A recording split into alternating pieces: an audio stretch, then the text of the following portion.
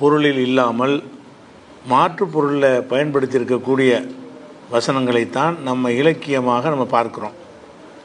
அந்த மாதிரியான ஒரு விஷயம் என்னென்னு கேட்டால், இறைவனை பற்றி அல்லாஹ் தன்னை பற்றி சொல்லும் பொழுது மனிதர்களுக்கு ரொம்ப நான் நெருக்கமாக இருக்கிறேன் அப்படிங்கிற மாதிரி சில இடங்களில் அல்லாஹ் சொல்கிறான். எந்த அளவுக்கு நெருக்கமாக இருக்கிறான்னு கேட்டால், நம்ம பிடரி நரம்பு இருக்குல்ல, அதை விட நான் நெருக்கமாக இருக்கேன். ஒவ்வொரு மனிதனுக்கும் அவனுடைய பிடரி நரம்பு தான் ரொம்ப கிட்ட உள்ளது, அதுதான் ஜங்ஷன். அப்போ எனக்கு பிடரி நரம்பு தான், எனக்குண்டா மூளை தான், நான் என்பது மூளை தானே. மூளைக்கு ரொம்ப பக்கத்தில் உள்ளது எதுன்னு கேட்டால் பிடரி நரம்பு தான். அப்போ பிடரி நரம்பு தான் ஒருவனுக்கு அருகில் இருக்கிறது, அதை விட நான் அருகில் இருக்கிறேன் அப்படிங்கிற கருத்துப்பட குர்ஆனில் வசனம் இருக்கிறது. உதாரணமாக 50வது அத்தியாயத்தில் 16வது வசனம், உலகது ஹலக்னல் இன்சான், மனிதனை நாம் படைத்திருக்கிறோம், வ நஅலமு மா துவஸ்விஸு பிஹி நஃப்ஸுஹு, அவனுடைய உள்ளத்தில் ஏற்படுகிற ஊசலாட்டங்களையும் நான் அறிகிறேன், நாம் அறிகிறோம். வ நஹ்னு அக்ரபு இலைஹி மின் ஹப்லில் வரீத், பிடரி நரம்பை விடவும் நாம் அவனுக்கு நெருக்கத்தில் இருக்கிறோம் அப்படின்ட்டு 50-16 வசனத்தில் இருக்கிறது. அதே மாதிரி 56வது சூறாவில் 85வது வசனத்தில் அல்லாஹ் சொல்கிறான், ஃபலவுலா இதா பலகத்தில் ஹுல்கும், உயிர் தொண்டை குழியை அடையும் போது, சாவை கிடக்கும் பொழுது, அன்தும் ஹீனைதின் தந்துரும், நீங்கள் அதை பார்த்து, ஒருத்தர் சாவை கிடக்கிறான்னா நீங்கள் பார்த்துக்கிட்டே இருக்கிறீங்க. நஹ்னு அக்ரபு இலைஹி மின்கும், உங்களை விட அவனுக்கு நாம் தான் நெருக்கமாக இருக்கிறோங்கிறான்ல. ஒருத்தன் சாவை கிடக்கிறான், அவன் பக்கத்தில் நீங்கள் இருக்கிறீங்க, நீங்கள் தான் பக்கத்தில் இருப்பார் நினைக்கிறீங்க, உங்களை விட நான் பக்கத்தில் இருக்கிறேன் அப்படிங்கிற வாசகத்தை அல்லாஹ் சொல்கிறான். அப்போ ஒரு மனிதனுக்கு மிக நெருக்கமாக அல்லாஹ் இருக்குதா சொல்கிறான் இல்லையா. இந்த விஷயத்தை தவறாக புரிந்து கொண்டு பிற மதத்தில் உள்ள கடவுள் நம்பிக்கையை போல இஸ்லாத்துடைய நம்பிக்கையும் சில பேர் என்ன செய்கிறாங்கன்னா மாற்ற பார்க்குறாங்க. பிற மதத்துடைய நம்பிக்கை என்னென்னு கேட்டால், இறைவன் என்றால் அவன் தூணிலையும் இருப்பான், துரும்புலையும் இருப்பான், அதுலையும் இருப்பான், இதுலையும் இருப்பான், எதில் வேண்டாலும் இருப்பான், எல்லாமே காணும் பொருள் எல்லாம் இறைவன் தான் சொல்கிறாங்கல்ல. ஏன்னு கேட்டால் அவன் எல்லாம் நெருக்கமாக, எல்லாத்துலையும் நெருக்கமாக இருக்கேங்கிறான். ஒவ்வொருத்தருக்கும் நெருக்கமாக இருக்கிறேன்னா பல எல்லாம் வந்துடுவான்ல. ஒவ்வொருத்தன் சாகும் பொழுதும் அவனுக்கு நெருக்கமாக எல்லாம் இருக்கிறான், இவனுக்கு நெருக்கமாக இருக்கான், இவனுக்கு நெருக்கமாக இருக்கான்னு வரும் பொழுது இதுபடித்தானே அவன் மற்ற மதத்தினுடைய கொள்கையும் இருக்குது. மற்ற மதத்துடைய கொள்கை எப்படி இருக்குன்னு கேட்டால், இறைவன் எல்லாத்துலேயும் இருக்கிறான். அதாவது இப்போ இறைவனுடைய இந்த சக்தியை புரிந்து கொள்வதுக்கு அவங்களுக்கு திராணி இல்லாமல் என்ன செய்கிறாங்கன்னு கேட்டால், இறைவன் எல்லா இடத்துலையும் இருக்கிறான்னு வார்த்தையை சொல்லிவிடுறாங்க. ஆனால் இறைவன் எல்லாத்துலேயும் இருக்கிறான்னு சொல்லுவது ஒரு வாய் சமாதானத்துக்கு சொல்கிறாங்களே தவிர சிந்தித்து பார்த்தாங்கன்னா சொல்ல மாட்டாங்க. இதிலையெல்லாம் இறைவன் இருக்கிறான் என்று இவங்க நினைக்கிறாங்களோ அதெல்லாம் அழிகிறத பார்க்குறாங்க. தூணில் இருக்கானா, தூண் அழிஞ்சு போயிடுதுல, நம்ம எல்லாம் அழிஞ்சிட்டான்னு வந்துடும்ல. துரும்பில் இருக்கானா, சரி துரும்பு அழிஞ்சிருமா இல்லையா. அப்போ இதிலையெல்லாம் இறைவன் இருப்பதாக இவங்க சொல்கிறாங்களோ அவைகள் அழியாத நிலையில் இருக்கிறது கிடையாது. எதாக இருந்தாலும் அழிஞ்சிரும். இந்த மைக்கில் இருக்கான்னு சரி வச்சுக்கிடுவோம், மைக்கு அழிஞ்சிருமா இருக்குமா, அழியும்ல. அப்போ இறைவன் ஒன்றில் இருந்தால் அழியக்கூடாதுல்ல. இறைவன் என்றாலே அவன் அழிவு இல்லாதவனாக இருப்பான், என்றென்றும் நிரந்தரமாக இருப்பான் என்பது தான் கடவுளுக்குரிய சரியான இலக்கணம். அப்படி இருந்தால் தான் அவன் பேர் இறைவன். இறைவன் ஒரு பலவீனமான பொருள்கள்லாம் இருக்கிறான் என்று சொன்னால், அந்த பலவீனமான பொருள்கள் அழியும் பொழுது அதுக்குள்ளே இருந்த இறைவனும் அழிகிறான் அப்படிங்கிற மாதிரி ஒரு இதில் வந்துடும். அது இன்னும் சில பேர் என்ன செய்கிறாங்கன்னு, இந்த சூஃபியாக்குன்னு சொல்லுறவங்க, அல்லாஹ் கல்புல தான் இருக்கிறான், கல்புல் மூமின் அரசுல்லா, மூமினுடைய கல்பு தான் அல்லாஹ்வுடைய அரசு, இங்கே தான் அல்லாஹ் இருக்கிறான், உள்ளத்தில் அல்லாஹ் இருக்கிறான்னு சொல்கிறாங்க. அங்கே தான் அல்லாஹ் இருக்கிறான்னு சொன்னால் இவர் செத்துருவாரப்பா, அல்லாஹ் எங்கே போவான், அல்லாவும் சேர்ந்து செத்துருவானாப்போ அப்படிங்கிற மாதிரி கருத்துறையெல்லாம் சொல்கிறாங்க. அப்போ அதுக்கெல்லாம் எதை ஆதாரமாக காட்டுவாங்க, எதை தான் காட்டுவாங்க. அல்லாஹ் என்ன சொல்கிறான், அல்லாஹ் எல்லாத்துலேயும் இருக்கிறான், ஒவ்வொருத்தருக்கும் நெருக்கமாக இருக்கிறான். நெருக்கமாக இருக்கிறேன் என்பது குறிப்பிட்ட நபருக்கு சொல்லலை, மனித குலத்துக்கே சொல்கிறான். பிடரி நரம்பை விட நெருக்கம் என்றால் எனக்கு நெருக்கம், உங்களுக்கு நெருக்கம், உங்களுக்கு நெருக்கம், காஃபிருக்கு நெருக்கம், முஸ்லீமுக்கு நெருக்கம், எல்லாத்துக்குமே அது அவன் நெருக்கமாக இருக்கான்றது மனித குலத்துக்கு தான் அல்லாஹ் சொல்கிறான். மனித குலத்தை நோக்கி சொல்கிறான், உங்களுடைய பிடரி நரம்பை விட நான் நெருக்கமாக இருக்கிறேன் அப்படின்னு சொன்னால் ஒவ்வொரு மனுஷனுக்கும் நெருக்கமாக இருக்கிறான். அப்போ ஒரு நேரத்தில் இப்போ 500 கோடி மக்கள் உலகத்தில் 600 கோடி மக்கள் இருக்கிறாங்கன்னா 600 கோடி பேர்கிட்ட நல்லா இருக்கிறான். இப்போ 600 கோடி இறைவன் ஆயிடுறான் அப்படின்னு அர்த்தம் வருமெல்லாம் சிந்திக்க மாட்டேங்கிறாங்க. எல்லாம் நெருக்கமாக இருக்கான்னு சொல்லிவிட்டான்ல, நெருக்கம்னா இதான் அர்த்தம்னு சொல்கிறாங்க. ஆனால் அதுக்கு என்ன காரணம்னு கேட்டால், அல்லாஹ்வுடைய அந்த நெருக்கத்துடைய அர்த்தம் உங்களுக்கு விளங்கலை. நெருக்கமாக இருக்கிறாங்கிறது நிஜம்தான். ஆனால் நெருக்கமாக இருக்கிறான்னு சொன்னால் இப்போ என்னுடைய பிடரி நரம்பில் இருக்குன்னா இங்கே இருக்கான்னு வரும்ல, இங்கே இருக்கிறான்னா அதுக்கு வேறு அர்த்தமா. நெருக்கமாக இருத்தல் என்பதை வந்து உலகத்தில் கூட என்ன செய்வோம்னு கேட்டால் அந்த நெருக்கிக்கிட்டு ஒட்டிக்கிட்டு இருக்கிறதுக்கும் சொல்லுவோம். ஒரு கொள்கையில் உடன்பாடு நமக்கு நெருக்கமான ஆள் அப்படின்னு சொல்லுவோம். அவன் எங்கேயே இருப்பான், இங்கே எங்கேயே இருப்பான்.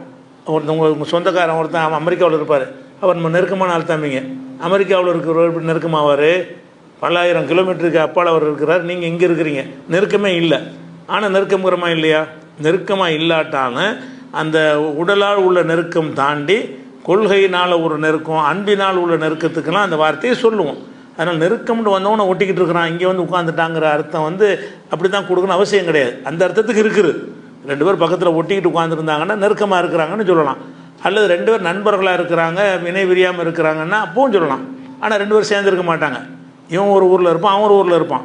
இவன் ஒரு ஆஃபீஸில் வேலை பார்ப்பான், அவன் ஒரு ஆஃபீஸில் வேலை பார்ப்பான். ஆனால் 2 பேர் நண்பர்கள், இணை பிரியா நண்பர்கள்ங்கிறோம்ல, நெருக்கமாக இருக்கிறார்கள்ங்கிறோம். அப்போ நெருக்கமாக இருத்தல் என்பதற்கு நெருக்கமாகவே இருக்கிற அசல் அர்த்தம் இருக்குல்ல, ஒட்டிக்கிட்டு இருக்கிறது, அந்த அர்த்தமும் இருக்குது அந்த சொல்லுக்கு. அதே அர்த்தம் அது கம்மியாக தான் இருக்குது. நெருக்கமாக இருத்தல் என்பதற்கு நேரடி அர்த்தம் கொடுப்பது குறைந்த சொற்கள் தான். பாக்கி எல்லாமே நெருக்கத்துக்கு எதை சொல்லுவாங்கன்னு கேட்டால், அவங்களுக்கு மத்தியில் பகை இல்லை, சண்டை இல்லை, ஒரு அந்யோன்யமாக இருந்தாலும் என்ன செய்வாங்க, நெருக்கமாக இருக்காங்கன்னு சொல்லுவாங்க. அவங்க 2 பேரும் ஒட்டிக்கிட்டுலாம் இருக்க மாட்டாங்க.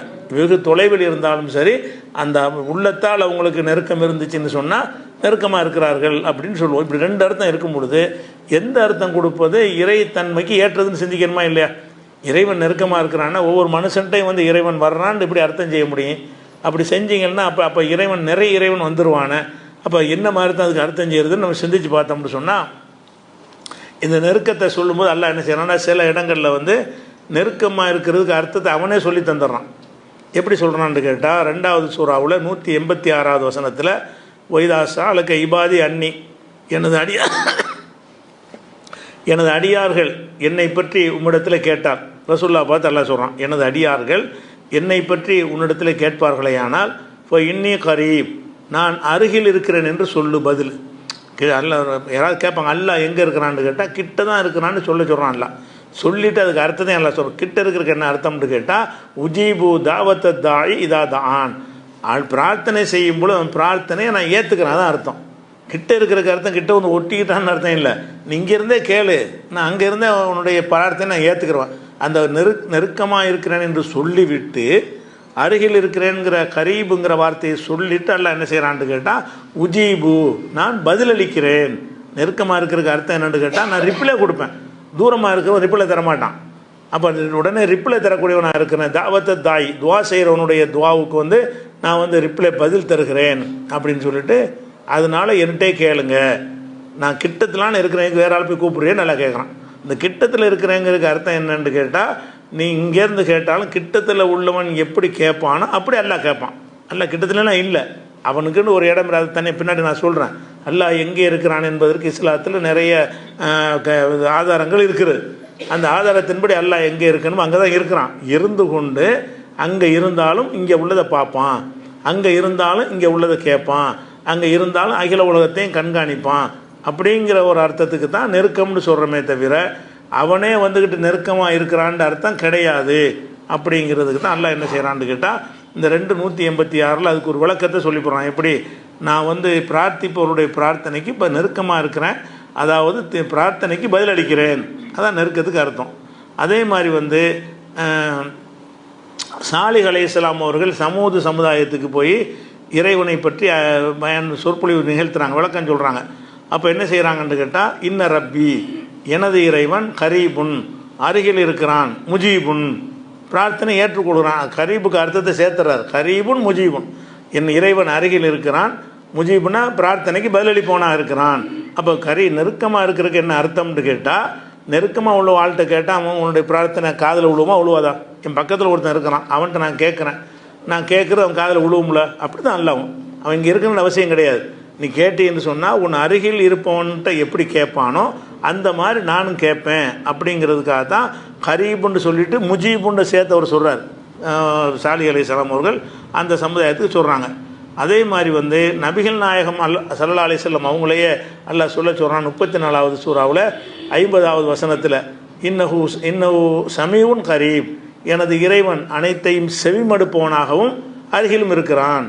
அவன் இறைவன் அருகே இருக்கிறாங்கிறது என்ன அர்த்தம்னா கேட்குறான், செவி மடுக்கிறான். இங்கேருந்து பேசுனீங்கன்னா பல லட்சம் கோடி மைல்களுக்கு அப்பால் இருக்கக்கூடிய இறைவன் வந்து கேட்க முடியாது.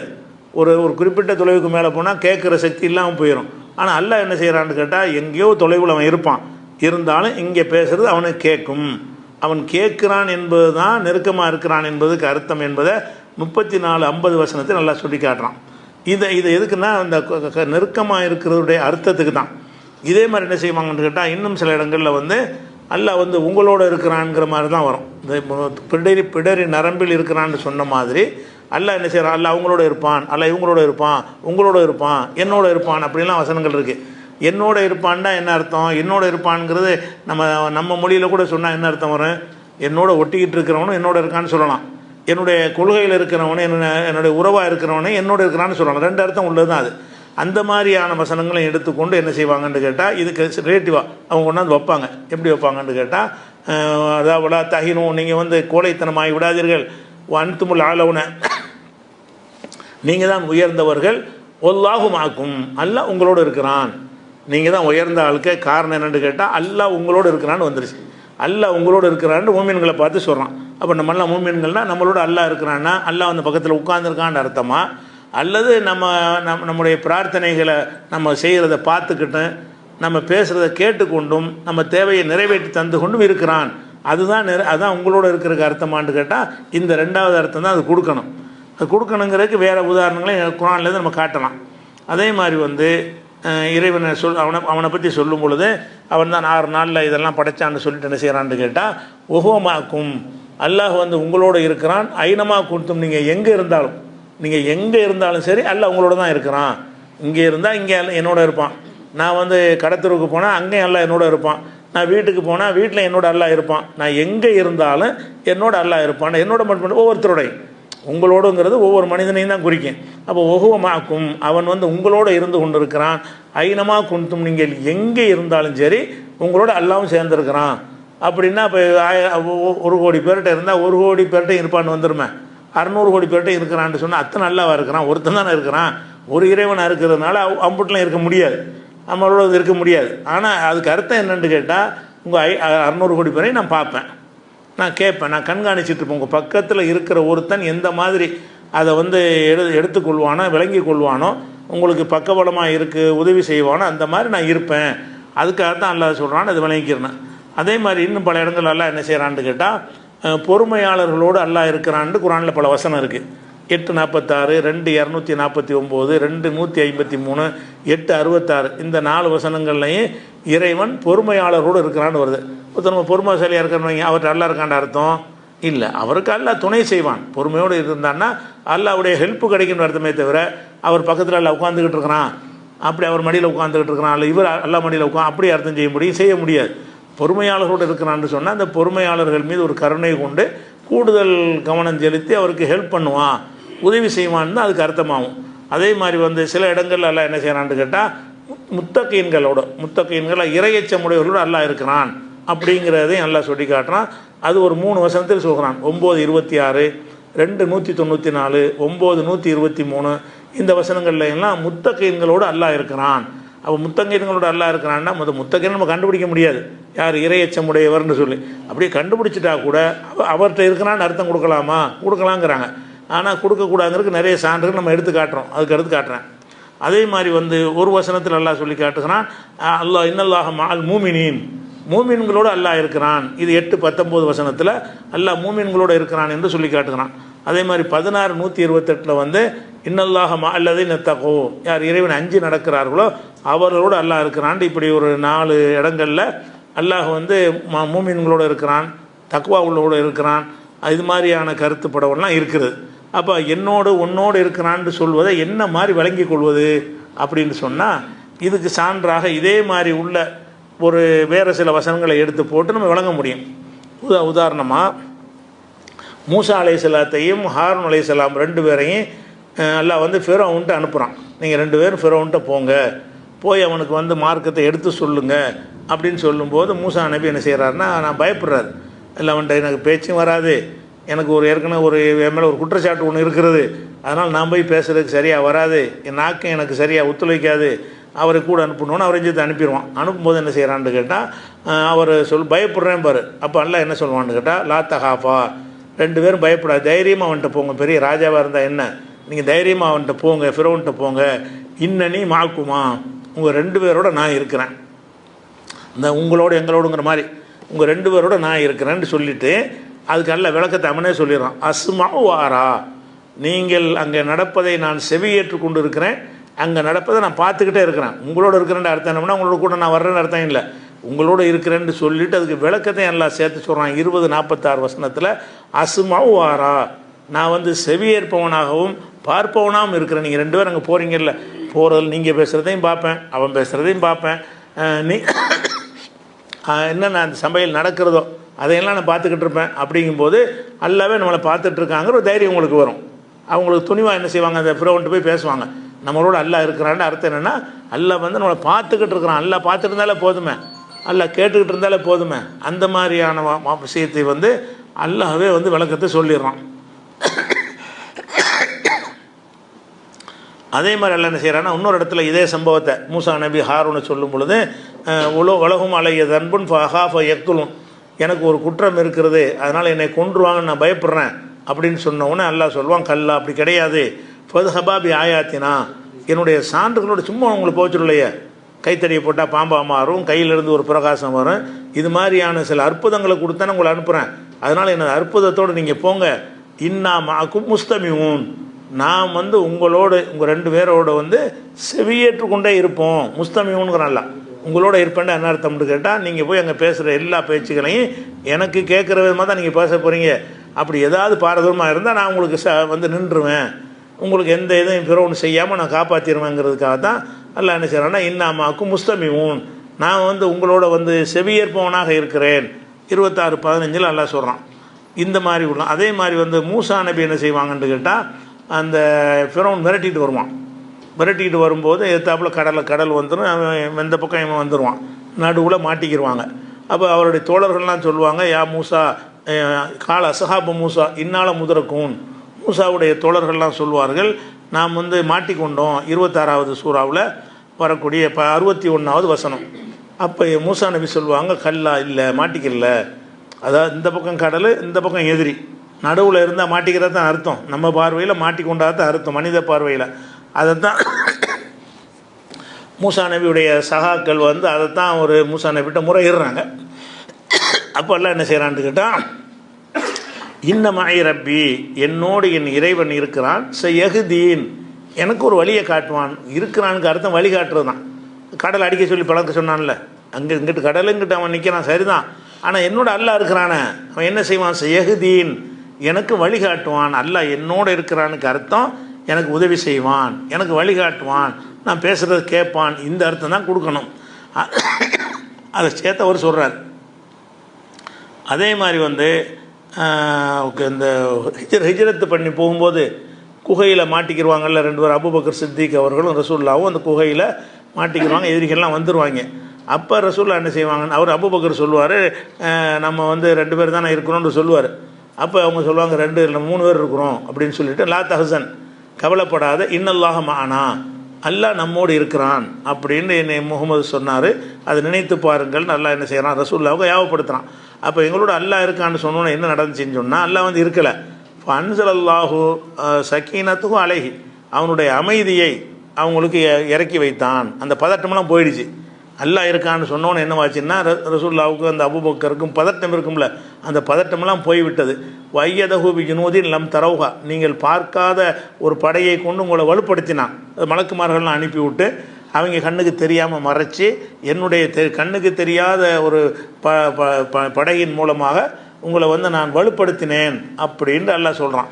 அப்போ வந்து எங்களோட அல்லாஹ் இருக்கான்ற ரசூலுல்லாஹ் சொன்னதுக்கு அர்த்தம் இதுதான். எங்களோட இருக்கான்ற என்ன அர்த்தம்னு கேட்டால் அவங்க கையில் மாட்டிக்கிறாமல் இருக்கிறதுக்கு என்ன செய்யணுமோ அதெல்லாம் நல்லா செஞ்சிருவான், அவங்க கையில் சிக்காமல் இருக்கிறதுக்கு என்னென்ன ஏற்பாடு செய்யணுமோ அதெல்லாம் செய்வான்ற அர்த்தமே தவிர அவங்களோடையே 3வது ஆள் அவனை இருந்துக்கிட்டு இருந்தான்ற அர்த்தம் கொடுக்கக்கூடாது அப்படிங்கிறத விளங்கிக்கிறோம்.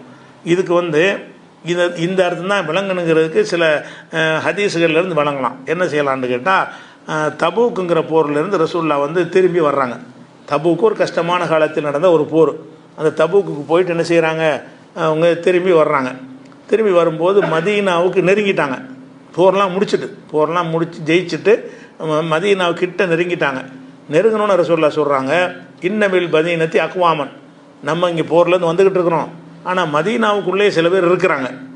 மாசிர்த்தும் மசீரன் ஒலா கதத்தும் வாதியன், நீங்கள் ஒரு சின்ன ஒரு எட்டு எடுத்து வச்சாலும் சரி, ஒரு பள்ளத்தாக்கை கடந்தாலும் சரி, இல்லா காணும் ஆக்கும், அவங்களும் உங்களோட இருக்கிறாங்க அப்படிங்கிறாங்க. நீங்கள் பிரயாணம் பண்ணி போருக்கு போயிட்டு பெரிய தியாகம் பண்ணிட்டு வந்துக்கிட்டு இருக்கிறீங்க, ஆனால் மதீனாவுக்குள்ளே சில பேர் இருக்கிறாங்க, அவங்களும் உங்களோட தான் இருக்கிறாங்கங்கிறாங்க. நீங்கள் ஒரு ஒரு ஒரு ஒரு பள்ளத்தாக்கை கடந்தீங்கன்னு சொன்னால் உங்களோட சேர்ந்து அவங்களும் கடக்கிறாங்கன்னு அர்த்தம். நீங்கள் ஒரு எட்டு எடுத்து வச்சிங்கன்னு சொன்னால் நீங்கள் மட்டும் எட்டு வைக்கல, நீங்கள் ஒரு 10 அடி வச்சிங்கன்னா அவங்களும் 10 அடி வைக்கிறாங்கங்கிறாங்க. யாரை பற்றி சொல்கிறாங்க? அங்கே இல்லாத அளவு சொல்கிறாங்க. அதாவது அவங்களோட பிரயாணம் பண்ணாமல் மதீனாவில் இருக்கிற மக்களை பற்றி சொல்கிறாங்க. நீங்கள் என்னென்ன காரியமெல்லாம் செஞ்சீங்களோ அதில் எல்லாம் அவங்களும் இருக்கிறாங்க, அவங்க இங்கே இல்லை தான், ஆனால் அவங்களும் இருக்கிறாங்கன்னு ரசூலுல்லாஹ் சொல்கிறாங்க. அப்போ சஹாபாக்கள் சந்தேகம், அங்கே உள்ள ஆளுக்கு இங்கே இருக்காங்கன்னு இவர் யாராவது ஏற்றுக்குருவாங்களா? நம்ம இப்போ கஷ்டப்பட்டு பிரயாணம் பண்ணி வந்துக்கிட்டு இருக்கிறோம், மதீனாவில் உள்ள ஆட்களும் உங்களோட தான் வர்றாங்கண்டா, எப்படி அவங்க தான் இங்கே இல்லையே அப்படின்னு சந்தேகம் வரும்ல. சஹாபாக்களுக்கு சந்தேகம் வருது. யாரை சொல்லலாம்? ஒஹும்பில் மதீனா, அவங்க எப்படி எங்களோட இருப்பாங்க, மதீனாவில் இருக்கிறாங்கங்கிறாங்க. சஹாபாக்கள் டவுட்டு கேட்குறாங்க, நாங்கள் இங்கே இருக்கிறோம், எங்களோட அவங்க இருக்கிறாங்க, இங்கேயில் இருக்கணும், அவங்க இங்கே இருக்கலையே, மதீனாவில் இருக்கிறாங்க, மதீனாவில் இருப்பவர்கள் எப்படி எங்களோட இருப்பாங்க அப்படின்னு கேட்குறாங்க. அப்போ ரசூலுல்லாஹ் சொல்கிறாங்க, ஒஹும்பில் மதீனா, அவங்க மதீனாவில் தான் இருக்கிறாங்க, ஆனால் ஹபசஹமுல் உதுரு, அவங்க அந்த போருக்கு வராமல் ஒரு நோய் போன்ற ஒரு காரணத்தினால் அவங்கள தடுத்து விட்டது, அவங்களுக்கு ஏற்பட்ட ஒரு தங்கடத்தின் காரணமாக அவங்க வராட்டான வரணும்னு நினைக்கிறாங்க பாருங்க, அதனால அவங்க அவங்களோட இருக்கிறாங்க. நமக்கு இந்த மாதிரி போக முடியாமல் போச்சு, போர் வயிற்று வலியாக வந்துச்சு, தலைவலி வந்துருச்சு, அந்த மாதிரி ஒரு பெரிய லாஸ் ஆகி போச்சு, அப்படி ஏதோ வந்ததுனால சில பேர் போருக்கு போகலை.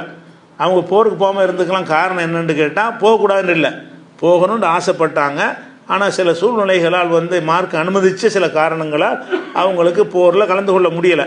அவங்க மனசெல்லாம் அங்கே தான் இருக்கிறது, நம்ம போயிருக்கலாமே, நமக்கு இந்த மாதிரி போக முடியாமல் ஏற்ப வயிற்று வலி வந்துருச்சே, நமக்கு தலைவலி வந்துருச்சே, நம்மளும் போயிருந்தால் நம்மளும் ஜிஹாது பண்ணியிருக்கலாமேன்னு தான் நினச்சிக்கிட்டு இருக்கிறாங்க.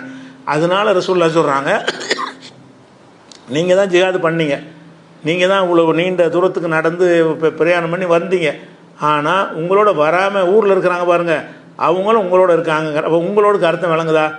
உங்களோட இல்லாதாலே உங்களோடங்கிறாங்களா? என்ன அர்த்தம்? அந்த மதீனாவில் இருக்கிற மக்கள் இவங்களோட இருந்தாங்களா? அப்போ அல்லாஹ் உங்களோட இருக்கிறானவன்னு அந்த அர்த்தம் கொடுக்குறீங்கள. மனிதர்களுக்கு போய் சொல்லும்போது ரசூலுல்லாஹ் அப்படி சொல்லியிருக்கிறாங்களே, மதீனாவில் ஒரு கூட்டம் இருக்கிறார்கள், இவங்க பயணித்து வந்துக்கிட்டு இருக்கிறாங்க, இவங்களுக்கு பெரிய டிஸ்டன்ஸ் இருக்கிறது, அவங்க இவங்களோட இல்லை, இவங்க அவங்களோட இல்லை, ஆனால் அல்லாஹ் என்ன செய்யறான், அவங்களும் உங்களோட தான் இருக்கிறாங்கங்கிறாங்க ரசூலுல்லாஹ். அவங்க அந்த ஊரில் இருக்கிறவங்களும் உங்களோட தான், இதில் கூலி இல்லை, அல்லாஹ் இடத்துல பரிசு பெறுற விஷயத்தில் நீங்களும் அவங்களும் ஒரே இடத்துல இருக்கிறீங்க, அவங்களுக்கு இந்த கூலி கிடைக்கும், அவங்களும் உங்களோட நடந்து வந்ததா இல்லை கணக்கு எடுத்துக்கிறோம். நீங்கள் தான் நடந்து வந்தீங்க, நீங்கள் தான் பள்ளத்தாக்க கடந்தீங்க, ஆனால் அவங்களும் உங்களோட வந்தால் அவங்களுக்கு என்ன கூலி கிடைக்குமோ அந்த கூலி அல்லாஹ் கொடுப்பான். அப்படிங்கிறதுனால தான் என்ன செய்கிறாங்கன்னு கேட்டால், ஒஹும்பில் மதீனா, அவங்க மதீனாவில் இருந்தாலும் ஹபசஹமுல் உதுரு, தக்க காரணத்தினால் அவர்கள் போருக்கு வராமல் நின்று விட்டார்கள், அதனால அவங்களுக்கு அந்த கூலி இருக்குங்கிறாங்க. இப்போ உங்களோட இருக்கிறார்கள், அந்த அதே மழங்கிற வார்த்தை தான் வருது. உங்களோட இருக்கிறார்கள் எப்படி விளங்கிக்கிறோம்? அவங்களோட இல்லவே இல்லையா? சஹாபாக்கள் எங்கள்கிட்ட இல்லைன்னு கேட்குறாங்க, எங்களோட அவங்க எங்கே இருக்கிறாங்க? மதீனாவில் இருக்கிறாங்க. மதீனாவில் இருக்கிற ஆளுக்களை எங்களோட எப்படி சொல்கிறேன்னு கேட்குறாங்கல்ல. அப்போ எங்களோட இல்லாட்டாலும் எங்களோடன்னு சொல்கிறோம்ல, என்ன அர்த்தம்? அப்போ உன்னோட இருக்கிறான் என்னோட இருக்கிறான்ங்கிற வார்த்தைக்கு ஒட்டிக்கிட்டு இருக்கணுன்ற அர்த்தம் கிடையாது, பக்கத்தில் இருக்கணுன்ற அர்த்தம் கிடையாது, ஒருத்தர் பார்க்கும் தொலைவில் இருக்குன்னு அர்த்தம் கிடையாது. அவங்க எங்கே இருக்கலாம், இவங்க எங்கே இருக்கலாம், மனசால் அவங்க இணைஞ்சிருந்தார்களே ஆனால் இதை சொல்லலாம், உங்களோட இருக்கிறான் என்னோட இருக்கிறான்னு சொல்லலாம் என்பதற்கு இந்த ஒரு ஹதீஸை நம்ம ஆதாரமாக நிறைய இந்த மாதிரி ஹதீஸ் இருக்குது. இது புகாரில் 4423வது ஹதீஸில் இருக்கிறது. அதே மாதிரி ரசூல் ஸல்லல்லாஹு அலைஹி வஸல்லம் அவங்கள பற்றி ஒரு 48 சூறாவில் 29வது வசனத்தில் அல்லாஹ் சொல்லி காட்டுகிறான், முஹம்மது ரசூலுல்லாஹ், முஹம்மது அல்லாஹ்வுடைய தூதர், வல்லதீன மாஹு, அவருடன் இருப்பவர்கள், அஷித்தா வலல் குஃபாரி, குஃபார்கள் விஷயத்தில் கடுமையாகவும், ருஹமாவு பைனஹும், தங்களுக்கு மத்தியில் இரக்கமுள்ளவர்களாக இருப்பார்கள் அப்படின்னு நல்லா சொல்லி காட்டுறான். ரசூலுல்லாஹ்வோட இருந்த சஹாபாக்கள் இருக்காங்கல்ல, தங்களுக்குள்ள ரொம்ப அன்பாக இருப்பார்கள். குஃபார்னு அந்த சண்டைக்கு வரக்கூடிய மக்கத்து காப்பீர்கள், அவங்க விஷயத்தில் கடுமையாக இருப்பாங்க, காஃபிர்கள் விஷயம், காஃபிர்னா எல்லா காஃபிர்டையும் இல்லை, கடுமையாக யார்கிட்ட இருக்க சொல்லி மார்க்கம் சொல்லுதோ அந்த மாதிரி காஃபிர்கள் விஷயத்தில் கடும்போக்காக இருப்பார்கள். உங்களுக்கு நமக்கு மத்தியில் என்ன செய்வாங்கன்னா அன்போடு இருப்பார்கள்னு வருது. யார்? முகமதோடு இருப்பவர்கள்னு. முகமதோடு இருப்பவருக்கு என்ன அர்த்தம்? ரசூல்லாவோட பக்கத்தில் ஒட்டியிருப்பார் அவர் மட்டுமா, ஒட்டுமொத்த உம்மத்துமா? முகமதோடு இருப்பவர்கள் இப்படி இருப்பார்கள்னு சொல்லி ஒட்டுமொத்த சஹாபிக்கு தானே சொல்கிறான். அந்த சஹாபி அங்கே கூட இல்லாமல் இருப்பார், இஸ்லாத்தில் இருப்பார். இஸ்லாத்தில் இருப்பார், மதீனாவில் வியாபாரம் பண்ணிகிட்டு இருப்பார், அந்த தெருவில் இருப்பார், இந்த தெருவில் இருப்பார், வெளியூரில் இருப்பார். அவர்லாம் ரசூல்லாவோட உள்ளவர் தான். முகமதோடு அவங்க இருக்கவில்லை, ஆனால் முகமதோடு இருக்கிறார்கள் நல்லா சொல்கிறான். முகமதோடு இருப்பவர்கள் அவங்க தங்களுக்கு மத்தியில் அன்பு காட்டிக் கொள்வார்கள்னு சொல்லுவது அப்போ ரசூலுல்லாஹ்ட்ட கிட்ட இருப்பாங்களே பிலால் மாதிரி, அவருக்கு மட்டுமா உள்ளது? ரசூலுல்லாவோட இருந்தது யார்? 1-2 சஹாபி இப்போ ஒரு நாள் இருப்பாங்க, மீதி ஆட்களுக்கும் இந்த இது பொருந்துமே.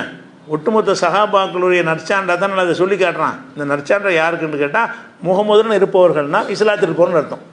ஆனால் இஸ்லாத்தில் இருப்ப எல்லாரும் ரசூலுல்லாவோட இருப்பாங்க, கிட்டேயா இருப்பாங்க, எவ்வளோ தொலைவில் இருப்பாங்க, பல தெருக்கள் தாண்டி இருப்பாங்க, பல ஊர்கள் தாண்டி இருப்பாங்க, பல கிலோமீட்டர் தாண்டி வியாபாரத்துக்கு கூட போயிருப்பாங்க. ஆனால் அவங்க ரசூலோட இருக்கிற ஆளுங்க தான். ஏன்னா அவர் உங்களோடு இருப்பவர்கள் என்பது உங்கள் கொள்கையில் உங்களோட இருந்துட்டாங்கன்னு சொன்னாலேயே உங்களோட இருப்பவர்கள்னு அர்த்தம் வந்துடுதா இல்லையா?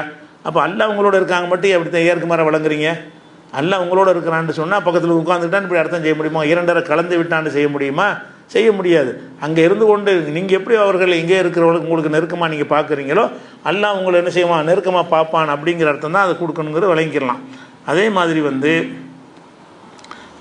இப்போ நமக்கு 9ஆம் அத்தியாயத்தில் 119ஆம் வசனத்தில் எல்லாம் நமக்கு கட்டளை இருக்கிறான்.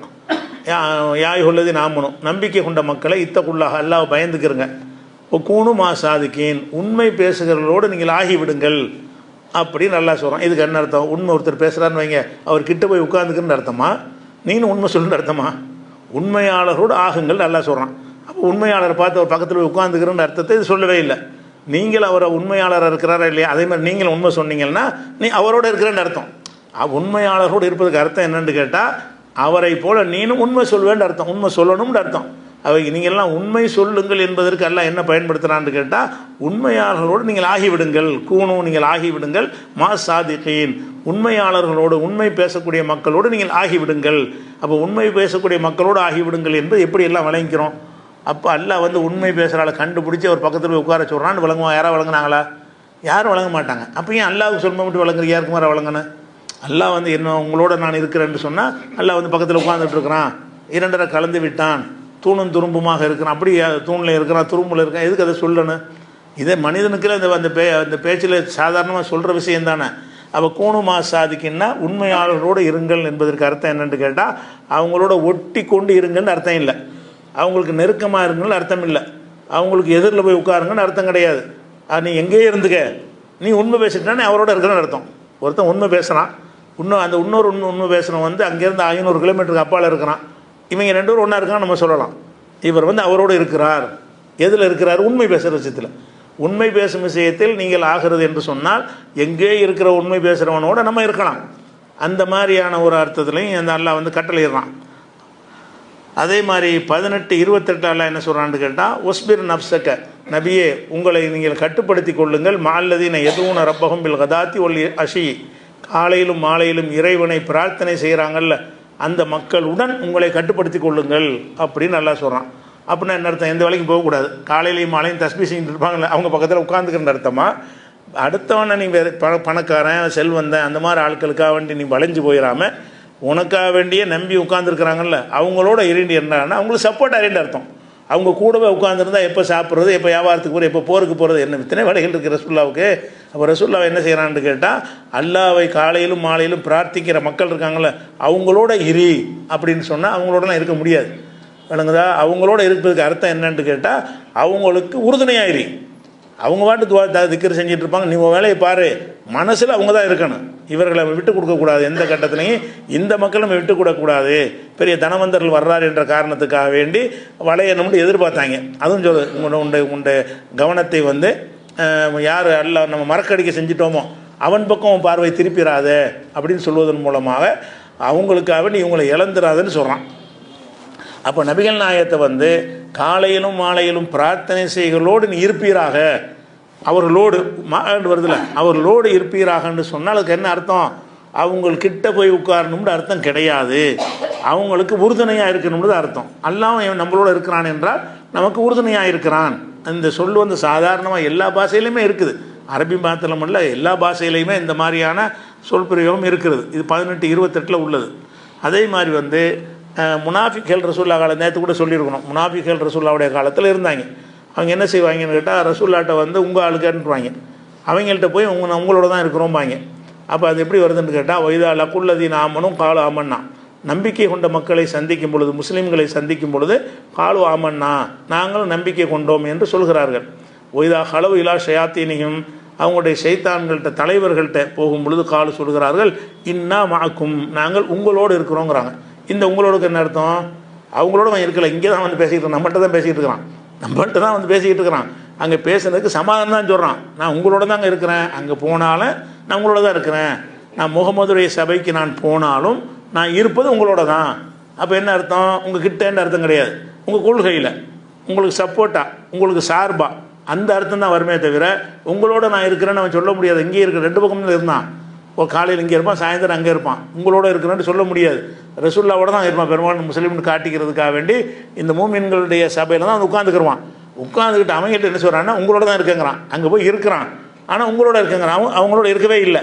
அப்போ உங்களோட என்ன அர்த்தம்னு கேட்டால், உங்கள் கொள்கையில் இருக்கிறேன், நம்மளாம் ஒரே ஜமாத்து தான், ஒரே இயக்கம் தான் சொல்கிறாங்களா, அந்த மாதிரி அடிப்படையில் நான் உங்களோட தான் இருக்கிறேன்னு அவன் சொன்னாண்டு வருகிறது. அப்போ இது 2:14 வசனத்தில். அப்போ உங்களோடு என்பதற்கு அர்த்தம் வந்து என்னன்னு தெளிவாக வழங்குது. உங்களோடனா அவங்கள ஒட்டியே இருக்குன்னு அர்த்தம் கிடையாது. அவங்களுக்கு இணக்கமாக இருந்தால் போதும், அவங்களுக்கு சார்பாக இருந்தால் போதும், அவங்களுக்கு சப்போர்ட்டாக இருந்தால் போதும், அந்த அர்த்தத்துக்கு தான் உங்களோட இருக்கிறேன்னு வருது. அப்போ அல்லாமல் என்ன செய்கிறான்டா, உண்மையாளர்களோடு அல்லாஹ் இருக்கிறான்னு கேட்டால், உண்மையாளர் வந்து உட்காந்துக்கிட்டான்னு அர்த்தம் கிடையாது. அவங்களுக்கு அல்லாஹ் உதவி செய்வான். தக்வா உள்ளவரோடு அல்லாஹ் இருக்கிறான்னு கேட்டால், தக்வா உள்ளவங்களுக்கு அல்லாஹ் உதவி செய்வான், அவங்களுக்கு அனுசரணையாக இருப்பான் அப்படின்னு தான் எடுத்துக்கொள்ளணும். அதே மாதிரி வந்து இன்னும் சில, அதாவது ஹதீஸில் என்ன வருதுன்னா, இது ஒரு விஷயமாச்சா. அடுத்து என்ன கவனிக்கணும்னு கேட்டால், அல்லாஹ் வந்து பிடரி நரம்புக்கிட்ட இருக்கிறான், உங்களுக்கு நெருக்கமாக இருக்கிறான், உங்களோடு இருக்கிறான் அப்படின்லாம் விளங்குறதா இருந்தால், நம்ம முதல்ல விளங்கணும் அல்லாஹ்ங்கிறவன் எங்கே இருக்கிறான்னு பற்றி மார்க் என்ன சொல்லுது. அதை விளங்கிட்டோம்னு சொன்னால், இங்கே தான் இருக்கிறான்னு சொல்லும்போது அவன் இப்படி இங்கே இருப்பான்னு சிந்திப்போமா இல்லையா?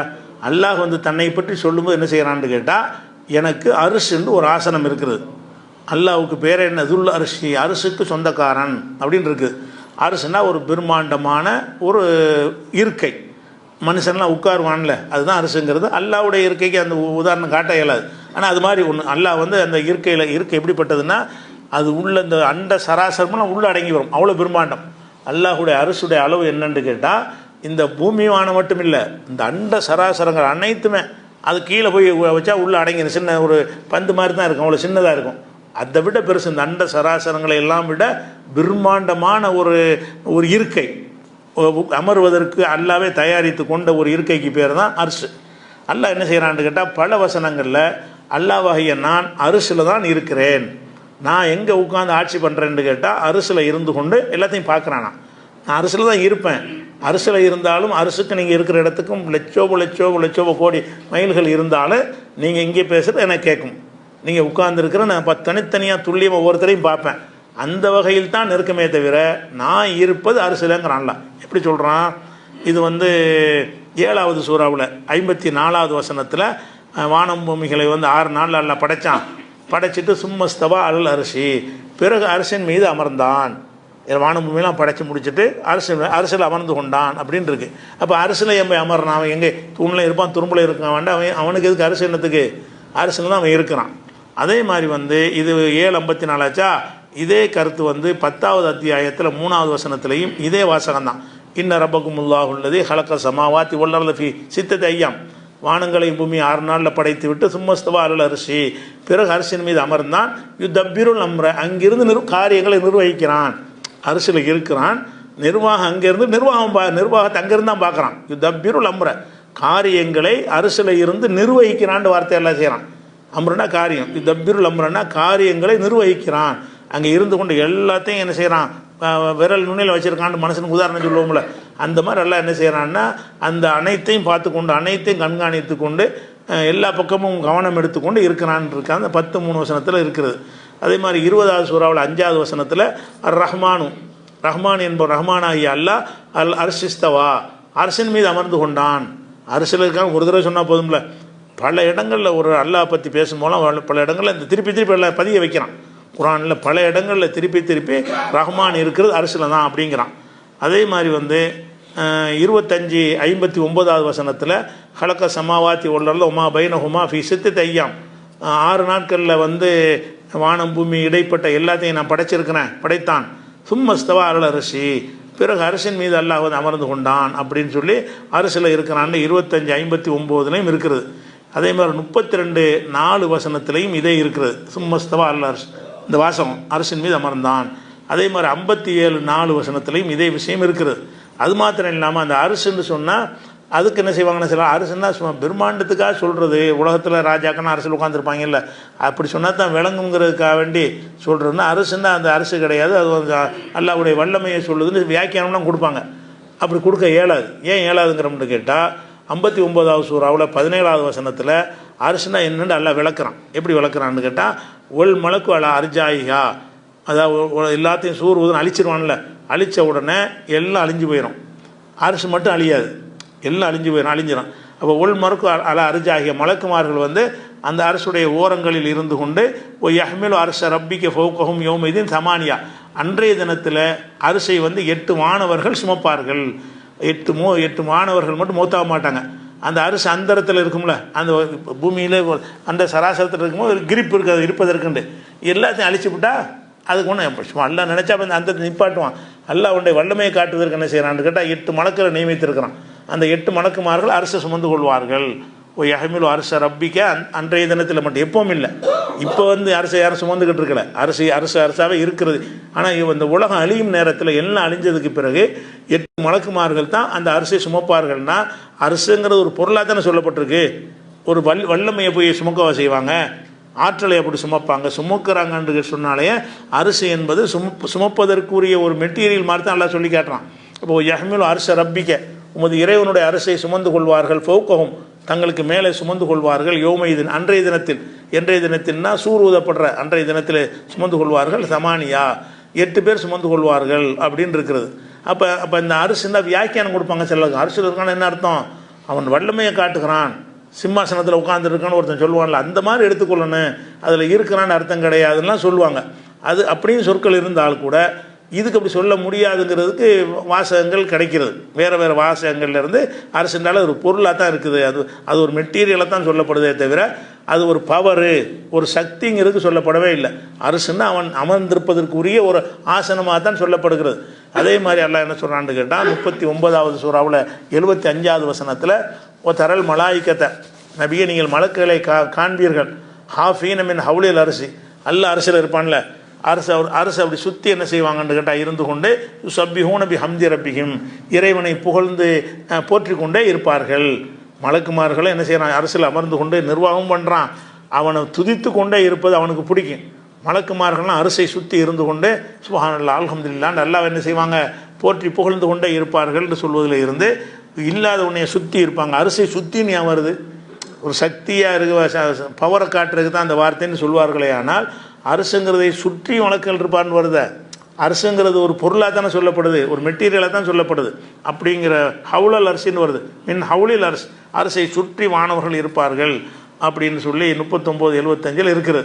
அதே மாதிரி 40வது அத்தியாயத்தில் 7வது வசனத்தில் அல்லதீன யஹ்மிலூனல் அரச, யார் அரசை சுமப்பார்களோ அவர்களும், ஒமன் ஹவுலஹு, அந்த அரசை சுற்றி இருப்பார்களே அவர்களும், யுஸப்பிஹூன பிஹம்தி ரப்பிஹிம், தங்களுடைய இறைவனை புகழ்ந்து போற்றி கொண்டே இருப்பார்கள் அப்படின்னு சொல்லும் பொழுது அரசை சுற்றி இருப்பார்கள். இதெல்லாம் எதை காட்டுதுன்னு கேட்டால், அரசுண்டு அல்லாவிடத்தில் ஒரு ஆசனம் இருக்குது. அல்லாஹ் இவங்க என்ன உருவமற்றவன்ட்டு ஒரு நாள் இல்லாத ஒன்று உண்டாக்கிட்டாங்க. எதனால் இதெல்லாம் வருதுன்னு கேட்டால், அல்லாண்டா உருவோட பவர் சக்தி, மின்சாரத்துக்கு உட்காரதுக்கு இருக்க தேவைப்படுமா? கரண்ட் இருக்குது, அது ஏதோ ஒரு சேரில் உட்காரன், அந்த மாதிரி என்ன, இறைவன் உருவமற்றவன், அவனுக்கு என்னத்துக்கு அரசுன்னு சொல்கிறாங்க? இறைவன் உருவமற்றவன் எங்கேயுமே இல்லை. இறைவன் உருவம் உள்ளவனாக தான் குர்ஆன் முழுசும் சொல்லப்படுகிறது. அவனுக்கு கை இருக்குது, முகம் இருக்குது, என் கையால் ஆதம் அலைஹிஸ்ஸலாத்தை படைச்சேன்னு இப்படி நிறைய நல்லா சொல்லி காட்டுறான். ஒரு நேரடியாக பார்ப்போண்டா, எதை பார்ப்போம்? மறுமை நாளில் நீங்கள் எல்லாம் இறைவனை பார்ப்பீர்கள். எப்படி பார்ப்பீங்க? பௌர்ணமி இரவில், அதாவது முழு நிலவில் எப்படி நிலவை நீங்கள் பார்ப்பீங்களோ அந்த மாதிரி இறைவனை பார்ப்பீங்க. மறுமையிலும் பார்க்க போகிறோம். அப்போ பார்க்க போகிறோம்னால என்ன அர்த்தம்? எதை பார்ப்பீங்க? அந்த டைமென்ஷன் வந்தால் தானே பார்க்க முடியும். ஒரு மணி கரண்டை எப்படி நீங்கள் பார்ப்பீங்க? கரண்ட் நீங்கள் காற்றை பார்ப்பீங்களா? காற்றை பார்க்க முடியாது. பார்க்குறதுன்னு சொன்னாலேயே அது நீல அகலம் ஆழம்லாம் அது இருந்தால் தான் பார்க்க முடியும். ஒரு வடிவம் இருந்தால் தான் பார்க்க முடியும். உருவம் இல்லாத எந்த ஒன்றை நீங்கள் பாருங்கள் பார்ப்போம். காற்றை பாருங்கள், காற்றை பார்த்துட்டு என்ன சொல்லுங்கள் எப்படி இருக்குன்ட்டு உங்களுக்கு பார்க்க இயலாது. கரண்டை பார்க்க இயலுமா? சக்திகளை எல்லாம் உணரத்தான் முடியும், சக்திகளை பார்க்க முடியாது. ஆனால் அல்லாஹ் என்ன செய்கிறான்னு கேட்டால் மறுமை நாளில் பார்க்கலாம்ங்கிறாங்களே, ரசூலுல்லாஹ் சொல்கிறாங்களே, மறுமை நாளில் பௌர்ணமி நிலவை நீங்கள் எல்லோரும் பார்க்குற மாதிரி இறைவனை பார்ப்பீங்க. அதே நேரத்தில் இந்த உலகத்தில் யாரும் பார்க்க முடியாது. மூசா நபி கேட்டாங்க, முடியாதுன்னு நல்லா சொல்லிவிட்டான். ஏன் பார்க்க கேட்டாங்க? பார்க்க முடியுங்க போய் தானே கேட்டாங்க. பார்க்காத ஒன்றை நீங்கள் யாராச்சும் போய் இந்த காற்றை நான் கொஞ்சம் பார்க்கணுன்னு கேட்பீங்களா? காற்று தான் பார்க்கறது உள்ளதில் எப்படி கேட்பீங்க? இந்த கரண்ட்டை கொஞ்சம் பார்க்கணுமே, கொண்ட கையை கொண்டான்னு வச்சு காட்டுவீங்க தவிர கரண்ட் எடுத்தால் காட்டுவீங்க? கரண்ட்டை காட்ட மாட்டான். ஒருத்தர் காட்டுன்னு கேட்டாலும் என்ன அர்த்தம்னு சொன்னால் அவன் பார்க்குற மாதிரி எல்லாம் இருக்கிறான். உனக்கு பார்க்க இயலாது, துன்யாவில் பார்க்க இயலாது. துன்யாவில் அதை பார்க்குறதுக்கு நம்மள்கிட்ட பவர் இல்லை. நம்ம திரும்பி படைக்கப்படும் போது நம்ம எக்ஸ்ட்ரா பவர் உள்ளவங்களாம் படைக்கப்படுவோம். அந்த கண்ணை கொண்டு பார்க்கலாம். திரும்பி மரணத்துக்கு பிறகு எந்திரிச்ச பிறகு என்ன ஒன்று கேட்டால் நம்ம உடம்பே அதிக பவர் உள்ள உடம்பாக மாறிடும். முதுமை வராது, எப்பவும் இளைஞராக இருப்போம், மனிதன் கழிக்க மாட்டோம், திண்டுக்கிட்டே இருப்போம், ஒன்றும் வெளியே வரவே செய்யாதுன்னா ஒரு டிஃப்ரெண்ட்டான ஒரு படைப்பு தானே. அந்த மாதிரி ஒரு படைப்பாக எல்லாம் நம்மளை படைச்சிட்டதுனால அப்போ அல்லாவுடைய அந்த ஜோதியை பார்க்கக்கூடிய சக்தி அந்த கண்ணுக்கு வந்துடும். அதனால் அந்த மறுமையில் மட்டும் அந்த பார்க்கலாம்னு அல்லாஹ் செஞ்சுருக்கிறான். இம்மையில் யாரும் பார்க்க முடியாதுன்னு செஞ்சு வச்சுருக்கிறான். அப்படிங்கும் பொழுது அப்போ அல்லாஹ் அரிசில் இருக்கிறான் அப்படின்னு இருக்கும் பொழுது எப்படி உங்களோட இருப்பான்? எப்படி தூணில் இருப்பான்? எப்படி துரும்பில் இருப்பான்? துரும்பில் இருப்பான்னா அப்போ அங்கே இல்லாமல் போயிடுவானே.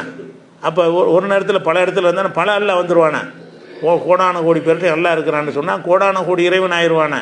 அது போக உள்ள விஷயம் என்றால் எதுலையெல்லாம் இறைவன் இருப்பதா இவங்க சொல்கிறாங்களோ அதுலலாம் இறைவன் இல்லை நம்ம பார்க்குறோமே. இப்போ என்கிட்ட இறைவன் இருக்கிறான்னு சொன்னால் எனக்கு சாவு வரக்கூடாதுல்ல. உங்கள்கிட்ட இறைவன் இருக்கிறான்னா உங்களுக்கு மூத்து வரக்கூடாது, நோய் வரக்கூடாது, கஷ்டங்கள் கவலைகள்லாம் வரக்கூடாதுல்ல. வந்துக்கிட்டு இருக்க அப்போ பொய்ய கற்பனையாக சொல்கிறாங்களே தவிர அல்லாஹ் அதில் இருக்கான்னு சொல்ல முடியாது. இது ஒரு விஷயம். அதே மாதிரி உலகம்லாம் என்னென்னலாம் அல்லாஹ் உலகத்தில் நிகழும் நினைக்கிறானோ அது எல்லாத்தையுமே ஒரு பதிவேட்டில் எழுதுகிறான். இப்போ நம்ம உட்காந்து பேசிக்கிட்டு இருக்கோம்னா இதெல்லாம் எழுதப்பட்டிருக்குது. நான் பேசுறது எழுதப்பட்டிருக்கு, நீங்கள் கேட்குறது எழுதப்பட்டிருக்கு. நீங்கள் ஒவ்வொருத்தரும் என்ன செய்வீங்க, எந்த மாதிரி கவனத்தை இருப்பீங்களா, கவனம் இல்லாமல் இருப்பீங்களா, எல்லாமே ரெக்கார்டில் இருக்கும். அது எழுதப்பட்டிருக்கு. எழுதி எல்லாம் எங்கே வச்சுக்கிறான்னா இந்த போக்கல் அரிசி அதை தன்னிடத்தில் அரிசின் மேலே வைத்து இருக்கிறான். இங்கே நடக்கிற அம்புட்டு ரெக்கார்டும் அரிசி மேலே தான் இருக்குது. அல்லாஹ் அந்த அரசில் இருந்து கொண்டு அத்தனை விஷயங்களுடைய டீட்டெயில்ஸ் எல்லாம் டேட்டாவும் எங்கே இருக்குன்னு கேட்டால் அரிசி மேலே தான் வச்சுருக்கிறான். அந்த டேட்டாஸ் எல்லாம் கலெக்ட் பண்ணி அதன்படி தான் உலகம் இயங்கிட்டே இருக்குது அப்படின்னு ரசூல் ஸல்லல்லாஹு அலைஹி வஸல்லம் சொல்கிறாங்க. இது புகாரில் 7404 ஹதீஸ்லையும் 3194 ஹதீஸ்லையும் இருக்குது. அப்போ அரிசுண்டா என்னென்னா அரிசுன்னு ஒன்று இருக்குங்கிறத விளைவிக்கணும். அது ஒன்றாச்சா. அதே மாதிரி பல இடங்களில் அல்லாஹ் எங்கே இருக்கிறாங்கிற ஒரு விவாதம் வரும்போதெல்லாம் வானத்தில் இருக்கிறாங்கிற மாதிரி ரசூலுல்லாஹ் சொல்லியிருக்கிறாங்க. அல்லாஹ் எங்கேயும் தான் இருக்கிறான்னு சொல்லவே இல்லை. அல்லாஹ் எங்கே இருக்கான்னு கேட்கும் பொழுதுன்னா வானத்தில் இருக்கிறான். வானத்தில் தான் அல்லாஹ் இருக்கிறான். வானம்னா அரிசில் அடங்கிடும்ல. வானத்தில்னு சொன்னாலும் அரிசினா ரெண்டு ஒன்று தான். வானத்தில்ங்கிறது விரிவான அர்த்தம், அரிசிலனா அதுக்கு மேலே உள்ள அந்த அரிசின்ற அர்த்தம். அது வானத்தில் அரிசியும் இருக்குது. இப்போ வானத்தில் இருக்கிறானுங்க மாதிரி கருத்துப்பட என்ன செய்யுதுன்னு கேட்டால் நிறைய ஹதீஸ்கள் இருக்குது. எப்படி சொல்கிறாங்கன்னா ரசூல் ஸல்லல்லாஹு அலைஹி வஸல்லம் அவர்கள் அந்த நேற்று கூட சொன்னது அந்த பங்கு வச்சு கொடுக்கும்போது ஜக்காத்து பொருளை பங்கு வச்சு கொடுக்கும்போது விமர்சனம் பண்ணாங்கல்ல, நீங்கள் நாள் பார்த்து கொடுக்குறிய அப்படின்லாம் கேட்டாங்க. அப்போ ரசூலுல்லாஹ் அந்த நேரத்தில் சொல்லுவாங்க, அலா தமனூனி, என்னை நீங்கள் நம்ப மாட்டீங்களா? நான் கொடுக்குறேன்னா தக்க காரணத்தோடு கொடுப்பேன். ஒரு இஸ்லாத்துக்கு புதுசாக வந்தவருக்கு ஜாஸ்தியாக கொடுப்பேன், பழைய ஆளுக்களுக்கு கம்மியாக கொடுப்பேன், அவங்க உறுதியான ஆளுக்குன்னு நினச்சி கொடுப்பேன். ஆனால் நீங்கள் என்ன செய்றீங்க, வேண்டிய ஆள் வேண்டாத ஆள்னு நினச்சி நீங்கள் விமர்சனம் பண்ணுறீங்கன்னு ரசூலுல்லாஹ் அந்த விமர்சனத்துக்கு கவுண்டர் கொடுப்பாங்க. அந்த கவுண்டர் கொடுக்கும்போது என்ன சொல்லுவாங்கன்னு கேட்டால், அலா தமனூனி, என்னை நீங்கள் நம்ப மாட்டீர்களா? வான அமீனு மன்ஃபிஸ்ஸமா, வானத்தில் இருக்கிறானே அவனால் நம்பப்படுபவன் நான். அல்லாஹ் பற்றி சொல்கிறாங்க. நீங்கள் நம்ப மாட்டேங்கிறிய, வானத்தில் இருக்கிறவன் என்ன நம்புறானே, வானத்தில் இருக்கிறவன் ஏன் சொல்கிறாங்க அல்லாவை? அல்லாஹ் இங்கே தான், அல்லாஹ் இங்கே இருக்கு, எங்கும் இருக்கிற அல்லாஹ் என்னை நம்புறான்னு சொல்ல வேண்டியதானே. அந்த நம்பிக்கை அல்லாஹ் நம்புறான்னு சொல்லும் பொழுது ஆனால் அமீனும் மன்ஃபிஸ்ஸமா, வானத்தில் இருக்கிறானே அவனுடைய நம்பிக்கை பெற்றவன் நான், நீங்கள் எப்படி நம்பாமல் இருக்கிறீங்க அப்படின்னு கேட்குறாங்க. அதே மாதிரி ஏத்தீனி ஹபரு சமாய் சபாகன் மசான், வானத்தில் உள்ள செய்திகள் காலையிலும் மாலையிலும் எனக்கு வந்து கொண்டே இருக்கிறது. செய்தி வானத்தில் தான் வருதுங்கிறாங்க. வானத்தில் தான் அல்லா இருக்கிறாங்க. மன்பிஸ்மா, அல்லாவே வானத்தில் தான் இருக்காங்கிறாங்க. வானத்தில்னா வானத்தில் உள்ள அரிசிலன்ற அர்த்தம். அப்போ அல்லாஹ் வானத்தில் தான் இருக்கிறான்னு நம்புறதுக்கு பேர் தான் தௌஹீத். அல்லாண்டா ஒன்றுமில்லை, ஒரு சூனியம், எங்கே வேணாலும் இருப்பான் அப்படின்ற ஒரு உருவமற்றவன்னு சொல்லி அல்லாஹ் ஒன்று சக்தி பவர்ன்னு சொல்லி அல்லாஹ் ஒன்றுமில்ல நமக்கு பயம் வர மாட்டேங்குது. அல்லான்னு சொல்லி இப்படி சக்தி மின்சாரத்துக்கு வேணால் பயம் வருமா? காற்றுக்கு பயம் வருமா? ஒரு ஆள் பார்த்துட்டு தானே பயம் வரும்ல. ஒரு அருவகத்தையும் நிற்கிறாருன்னா பயம் வரும் உங்களுக்கு. சாதாரணமாக பவர்ஃபுல்லான மின்சாரத்துக்கு கூட உங்களுக்கு பயம் வராது. ஏன்? நீங்கள் சொல்லக்கூடிய சக்திகளுக்கெல்லாம் அறிவு கிடையாது. காற்றுக்கு அறிவு கிடையாது, இந்த கரண்ட்டுக்கு அறிவு கிடையாது. உங்களை என்ன ஒன்றும் செய்யாது. அது நீங்களாக போய் கையை விட்டுனா ஏதாவது செய்யுமே தவிர அது தேடிக்கிட்டு வந்து உங்களை அடிக்கணும்னா செய்யாது. ஆனால் இறைவன் அப்படிப்பட்டவனா? இறைவன் நம்மளை பார்த்துக்கிட்டு இருக்கக்கூடியவனாக இருக்கிறாங்க போது நீங்கள் உருவமற்றவன் சொல்கிறீங்க. அந்த உருவமற்றவன்கிற சிந்தனைக்கு வந்ததுனால தான் இதெல்லாம் வருது. உருவமற்றவன் தான் என்ன கேட்டுருமில்ல, உன்னோட இருக்காங்க எங்கன்னா அவனை உருவம் இல்லை அதனால காட்ட இயலாதுன்றாங்க. உங்ககிட்ட எல்லாம் இருக்காங்கள காட்டுன்னா காட்ட இயலாது. எல்லாம் உருவம் இல்லைங்கிற ஒரு நல்ல கவசம். அது உருவம் இருக்குன்னு மட்டும் சொன்னாங்கன்னு வைங்க, காட்டுறான்னு நின்றுவோம். எடுத்து காட்டு எங்கே இருக்கிறாடு அல்ல கூடு, நானும் பார்க்குறேன் நீனு பார்ப்போம், அப்படி சொல்லிடுவோம். அதனால் வந்து அல்லாஹ் பற்றி சொல்லும்போது வானத்தில் தான் இருக்கிறான் ரசூலுல்லாஹ் சொன்ன ஒரு செய்தி இந்த ஒரு ஹதீஸில் வந்து பங்கு வச்ச நிறைய ஹதீஸில் வருது. உதாரணத்துக்காக புகாரில் 4351வது ஹதீஸில் இந்த விஷயம் மன்பிசமா வானத்தில் உள்ளவனுக்கு நான் வந்து நம்பிக்கைக்குரியவனாக இருக்கிறேன் அப்படின்னு ரசூல் ஸல்லல்லாஹு அலைஹி வஸல்லம் சொல்கிறாங்க. ஒன்று. அதே மாதிரி குர்ஆன்ல அல்லாஹ் என்ன செய்கிறான்னு கேட்டால் 67வது சூறாவில் தபாரக்கல்லதிங்கிறோம்ல, அந்த சூறாவில் அல்லாஹ் கேட்குறான், அமின்து மன்பி சமாய் எக்ஸ்பேவிக்குமுல் அல்லாஹ் வானத்தில் உள்ளவன் எல்லாம் குர்ஆன் அல்லாஹ்வை தன்னை பற்றி சொல்கிறான். வானத்தில் இருக்கிற நான் உங்களை பூமியிலேயே புதையுற செய்து விடுவேன் என்பதில் பயமற்று இருக்கிறீர்களா அப்படின்னு கேட்குறான். வானத்தில் மன்பி சமாய் வானத்தில் இருப்பவனாகிய நான் அல்லாஹ் வந்து தன்னையை பற்றி என்ன சொல்கிறான்னு கேட்டால், வானத்தில் நான் இருக்கிறேன், வானத்தில் இருந்து கொண்டே பூமியில் உங்களை வந்து அழுந்த செஞ்சிருவேன் என்பதில் பயமற்று இருக்கிறீர்களா? பயம் இல்லாமல் இருக்கிறீங்களா? நான் நினச்சா செஞ்சிருவேன், நான் வானத்தில் இருக்கிறேன், பூமிக்குள்ளே ஒரே அமுக உங்களை அமைக்கிறவாங்கிறான்ல. அமீன்தும் நீங்கள் பயமற்று இருக்கிறீர்களா? மன்பிசமாய் வானத்தில் உள்ளவன் நான் எக்ஸ்பேபிக்குமுள் அருள உங்களை பூமியிலேயே புதையுற செய்து விடுவான் என்பதில் வந்து நீங்கள் பயமற்று இருக்கிறீர்களான்னு ஒரு வார்த்தையை கேட்குறான். இது 67வது சூறாவில் 16வது வசனம்.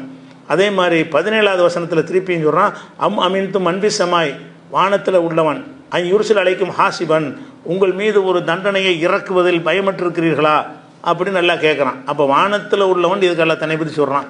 எங்கும் இருப்பவன் எல்லாத்துலேயும் இருப்பவன் சொன்னால் அவனை பற்றி உங்களுக்கு எச்சரிக்கை பண்ணும்போதே நான் மேலேருந்து எல்லாம் பார்க்குறேன்னு எதுக்கு சொல்கிறான்? வானத்தில் இருப்பவன் தான் அல்லாஹ், வானத்தில் இருப்பவன் அல்லாஹ்வை நம்புறதுக்கு பேர் தான் இஸ்லாமே. அல்லாஹ் வந்து வானத்தில் இல்லை இவ்வளோ எங்கே வேணாலும் இருப்பான் அப்படின்னு சொன்னீங்கன்னா நீங்கள் இஸ்லாமே கிடையாது. அதுக்கு பேர் இஸ்லாம் கிடையாது, அது புது மதம். அது யாரும் அப்படி சொல்லுவார்கள், ஏன்னா அது வேற ஒரு மதத்துக்கு கடவுள் கொள்கையை சொல்கிறாங்கன்னு அர்த்தம். அதை விளங்கிக்கிறேன். ஆனால் அதிகமான முஸ்லீம்கிட்ட அப்படி தான் இருக்குது.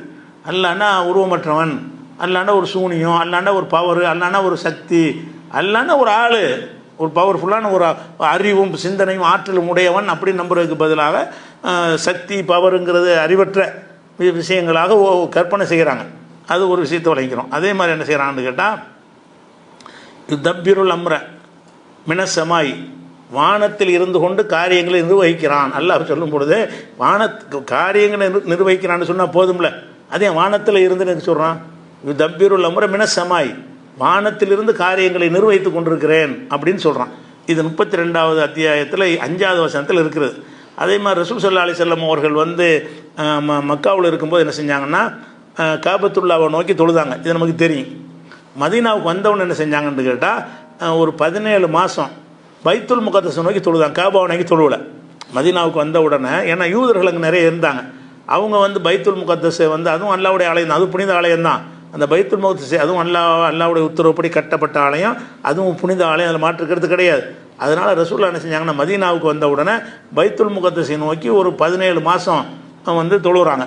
எதனாலன்னு கேட்டால், அந்த யூதர்கள் வந்து அங்கே நிறைய இருந்ததுனால அவர்கள் தங்களுடைய வணக்கங்களை பைத்துல் முகத்தஸை நோக்கி தொழுவாங்க. யூதர்கள்லாம் பைத்துல் முகத்தஸ் தான் அவங்களுக்கு புனிதமாக கருதுவாங்க. சரி, அவங்கள ஒரு கவர் பண்ணணும்னு நினைச்சாம்பல இருக்குது. அல்லாஹ் என்ன செய்கிறான், நமக்கு நெருக்கமான ஆள தான் இருக்கிறாரு, திசையில் என்ன இருக்குது, காபாலத்தை நோக்கினா என்ன, அதை நோக்கினா என்ன, அல்லாஹ் சொன்னால் செஞ்சுட்டு போக வேண்டியதானே. அந்த மாதிரி செய்யும்போது என்ன செய்கிறாங்கன்னு இப்படி செய்கிறாங்க. ஆனால் ரசூலுல்லாஹ்வுக்கு என்ன விருப்பம்னு கேட்டால், பழையபடி காபாவுக்கு மாறினா நல்லா இருக்குமே, பழையபடி காபாவுக்கு மாறினா நல்லா இருக்குமேன்னு மனசில் ஆசைப்படுறாங்க. ஆனால் அல்லாஹ் சொல்லித்தானே மாற முடியும், அவங்களாம் மாறிக்கிற முடியாது. பைத்துல் முகத்தஸை நோக்கி மாற்ற அல்லாஹ் கட்டளை இட்டாலும் கூட மனசார் ரசூலுல்லாஹ்வுக்கு அதில் அவளுக்கு பூர்ண திருப்தி இல்லை. அவங்க திருப்திலாம் என்ன இருக்குன்னா, இப்ராஹிம் நபியுடைய காபாவாக இருந்தால் நல்லா இருக்குமே, இப்ராஹிம் நபியுடைய கிபிலாவில் பின்னோக்குனா நல்லா இருக்குமேன்னு மனசில் ஆசைப்படுறாங்க.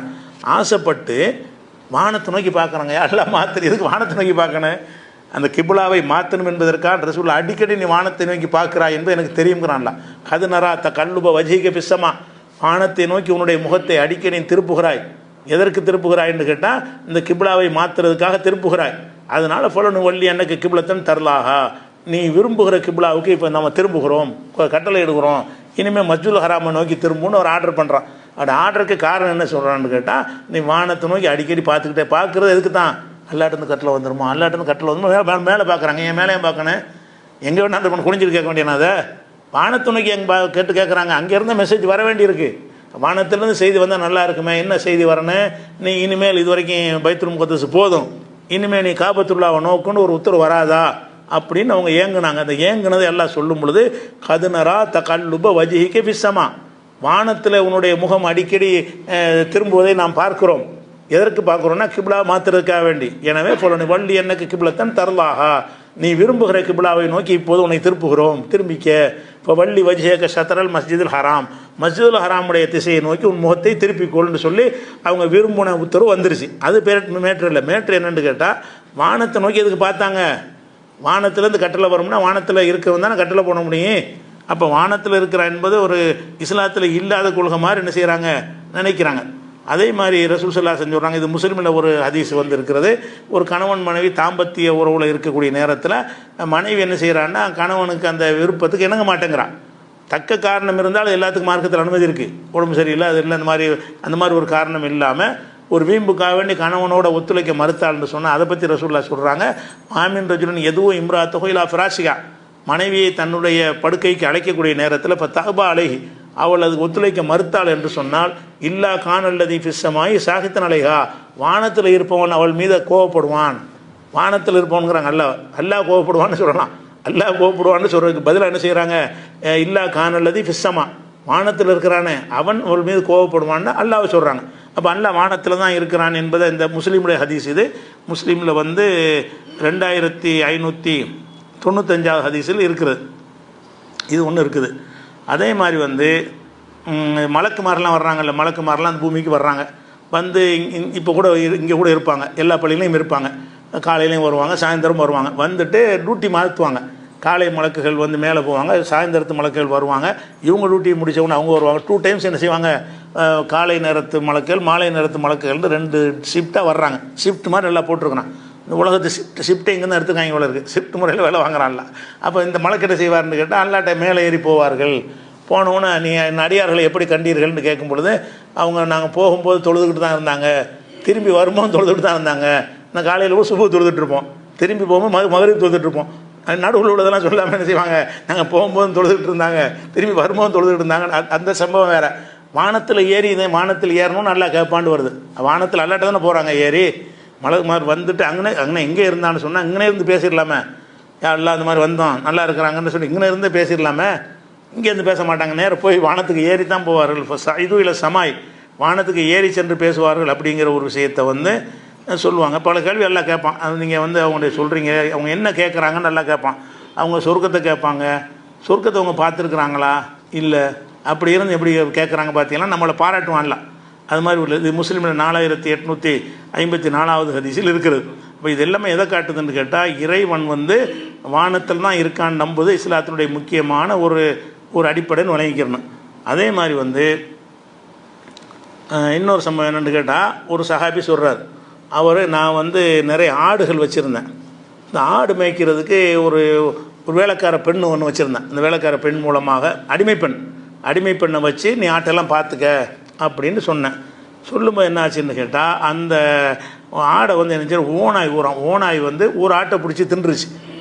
இந்த அடிமை பெண் வந்து ஆட்டை பராமரிக்கும் பொழுது, அப்போ இந்த என்ன தான் பராமரித்தாலும் ஒரு ஓனாய் வரும்போது என்ன செய்ய முடியும், 100கணக்கான ஆடு இருக்கு, ஒரு ஆட்டை தூக்கிட்டு போச்சுன்னு வைங்க, அது பெரிய குற்றம்னு சொல்ல முடியாது. இருந்தாலும் இவர் சரியான கோவம் வந்து ஓங்கி அரைஞ்சிடுறாரு, எப்படி ஒரு ஆட்டை மிஸ் பண்ணிட்டிய, ஒரு ஆட்டை வந்து காவு கொடுத்துட்டியன்னு சொல்லி அந்த அடிமை பெண்ணை வந்து அடிச்சிடுறாரு. அடித்த உடனே அவருக்கு அப்படியே ஒரு பெரிய கவலை வந்துருச்சு. சில பேருக்கு என்ன செய்யணும்னா அடிச்சு விட்டு ரொம்ப வருத்தப்படுவாங்க, கோகார ஆட்கள் இருப்பாங்க. சில பேர் அடிச்சுட்டு நல்லா அது திமிரில் இருப்பாங்க கடைசி வரைக்கும். சில ஆளுக்கு இது வந்து உடனே மனசு மாறிடும், தெரியாமல் அடிச்சு விட்டோமே, இதுக்கு போட்டு அடிக்கக்கூடாது, சாதாரண நடக்கிற விஷயம் தானே அப்படின்னு சில பேர் விளங்குவாங்க. இவர் விளங்குன ஒரு ஆள். இவர் என்ன செய்கிறாரு, அடிச்சிட்டமே என்ன செய்யறதுன்னு போய் ரசூலுல்லாஹ்ட்ட வந்து அல்லாஹ்வுடைய தூதரை, நான் வந்து இப்படி செஞ்சுட்டு அந்த அடிமை பெண்ணை வந்து அடிச்சு விட்டேன், அதுக்கு பரிகாரமாக அவர் வந்து நான் விடுதலை செய்ய விரும்புகிறேன் அப்படின்னு சொல்லி அடிமை இல்லாமல் நான் ஆக்கிற போகிறேன், அடித்ததுக்கு பரிகாரம் இனிமேல் அடிமை கிடையாது, நீ சுதந்திரமாக நடக்க விரும்புகிறேன்னு சொல்கிறார். நானும் ஒரு மனுஷன் தானே எல்லாரையும் பண்ண அப்படின்னு ரசூலுல்லாட்ட ரிக்வெஸ்ட் கேட்குறார். நானும் ஒரு மனுஷன், ஆசிபுக்கமாக யோசிப்பன், மனிதர்கள் வந்து இந்த மாதிரி செய்வது போல கோவப்படுறது நானும் கோவப்பட்டேன் அப்படின்னு சொல்கிறார். அப்போ சொல்லும்போது அப்போ ரசூலுல்லாஹ் என்ன செய்வாங்கன்னு கேட்டால், நீ அந்த அடிமை பெண்ணை கொண்டுட்டு வாமாங்க, யார் அடித்து அந்த பொண்ணை கூட்டிகிட்டு வாமாங்க. அவர் கூட்டிகிட்டு வந்துடுவார். வந்தவனை ரசூலுல்லாஹ் கேட்பாங்க, ஐன் அல்லாஹ், அல்லாஹ் எங்கே இருக்கான்னு கேட்பாங்க. அது வந்து அது முஸ்லீமான பொண்ணாண்டு அறிஞ்சிக்கிறதுக்காக வேண்டி அந்த பெண்ணை கூட்டிகிட்டு வர சொல்லி அடிமையிட்ட கேட்பாங்க, ஐன் அல்லாஹ், அல்லாஹ் எங்கே இருக்கிறான்? அந்த பெண்ணு சொன்னிச்சு பிஸ்வ மானத்தெலாம் இருக்கிறான் அப்படின்னு சொல்லுது. அப்புறம் அங்கே இருக்கிற மண் ஆனால் நான் யாருன்னு கேட்குறாங்க.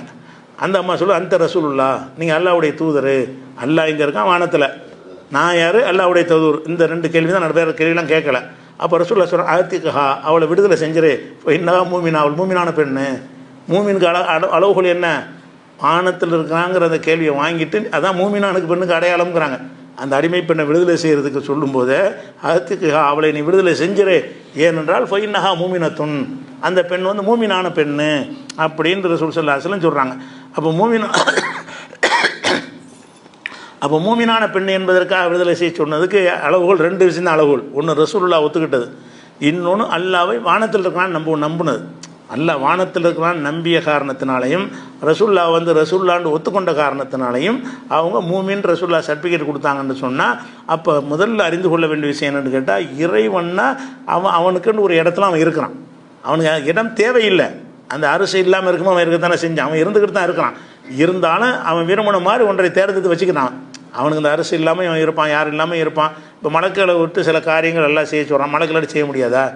அவன் ஆகண்டு ஆயிரம். அவன் தன்னுடைய வல்லமையை காட்டுவதற்காக என்ன செய்வான், அவன் விரும்பினது எதை வேணாலும் செய்வான். அதனால் அது தேவைன்ற அர்த்தம் கிடையாது, அது அவசியம்ன்ற அர்த்தம் கிடையாது. ஆனால் அவன் இப்போ மலக்கும் இதே கேள்வி கேட்கலாம், மலக்குனதுக்கு அல்லாவுக்கு தேவை, அவனே செஞ்சிடவனியான்னு கேட்க முடியுமா? செய்யணும் முடியும் தான், அவன் விரும்பலை. விரும்பினா மலக்க வச்சிருப்பான், விரும்பாடி அவனா செய்வான். இதில் என்ன உனக்கு கேள்வி இருக்குது? இறைவனுடைய தனி அதிகாரத்தில் கேள்வி கேட்க நம்ம யார்? இறைவன் படைச்ச இறைவனை விரும்பின என்ன விரும்புகிறானோ அதை செய்வான். நம்மளோட தான் கேள்வி கணக்கலாம். அவன் ஃபஆலுல் லிமா யுரீத், நினைத்ததை எல்லாம் செய்யக்கூடியவன் என்று அல்லாஹ்வுக்கு லா யுஸ்அல் அம்மா யஃபஅல், அவன் செய்வதை பற்றி கேட்கக்கூடாது. ஒஹும் யுஸ்அலூன், அவர்கள் செய்வதை பற்றி தான் கேட்கப்படுவார்கள் அல்லாஹ் சொல்கிறான். அதனால் அப்போ அல்லாஹ் வந்து வானத்தில் இருக்கிறான், அரசில் இருக்கிறான் என்று நம்பிட்டோம்னு சொன்னால் இந்த மாதிரி வசனங்களை தப்பாக விளங்க மாட்டோம். அல்லாஹ் நெருக்கமாக இருக்கிறான், அல்லாஹ் அருகில் இருக்கிறான், அல்லாஹ் உங்களோட இருக்கிறான், இதெல்லாம் என்ன அர்த்தம்னு கேட்டால், அங்கே இருந்து கொண்டு உங்களை கண்காணிக்கிறான், பார்க்குறான், உதவுறான், தேவையானது செஞ்சு தர்றான், அந்த அர்த்தம் தான் கொடுக்கணும்னு எல்லாம் சந்தேகம் இல்லாமல் விளங்கிக்கலாம். அப்போ இது நேரடி அர்த்தம் கொடுக்கக்கூடாது. எதுக்கு? அருகில் இருக்கிறான், அருகில் இருக்கிறது இலக்கிய அர்த்தம் தான் கொடுக்கணும். நெருக்கமாக இருக்கிறான் என்பதற்கு நீங்கள் உலகத்தில் நெருக்கத்துக்கு மாற்று அர்த்தம் கொடுக்குறீங்கல்ல, அந்த அர்த்தத்தை தான் அல்லாஹ் நெருங்கி இருக்கிறான் என்பதற்கும் அல்லாஹ் உங்களோடு இருக்கிறான் என்பதற்கும் 2வது அர்த்தத்தை தான் கொடுக்கணுமே தவிர பிரதானமான அகராதி அர்த்தம் இருக்குல்ல அது கொடுக்க இயலாது. ஒரு இலக்கிய பொருள் தான் கொடுக்கணும் அப்படிங்கிற நினைக்கிறோம். இது போன்ற இந்த இன்னும் பல வசனங்கள் இருக்குது. இன்ஷா அல்லாஹ் நம்ம அடுத்தடுத்த நாட்களில் பார்க்கலாம். அடுத்து அப்டேட்டாக அந்த அப்டேட்